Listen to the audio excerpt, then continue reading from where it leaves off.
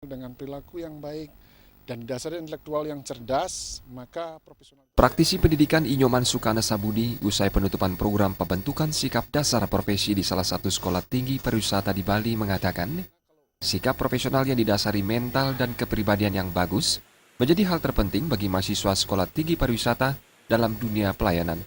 Menurut Nyoman Sukana Sabudi, membangun sikap mental yang didasari intelektualitas akan menciptakan sikap profesional pada bidangnya. Sikap profesional dalam pelayanan akan menghasilkan rasa puas bagi wisatawan yang berkunjung ke Bali. Sikap mental dan intelektual itu bisa dibangun melalui kegiatan pendidikan dan pelatihan di bangku kuliah.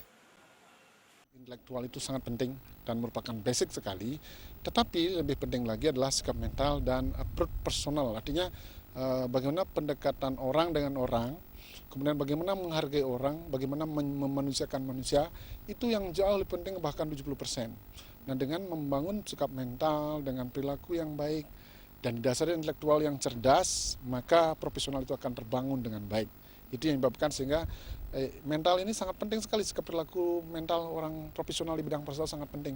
Karena kalau orang lain menjadi puas karena bekerja pariwisata otomatis tamunya, tapi sebenarnya secara hakikat manusia, kalau orang dihargai, merasa dimanusiakan, merasa penuh kasih sayang, itu merupakan hal yang sangat. Pujiantini dan Sufiatna, Bali TV.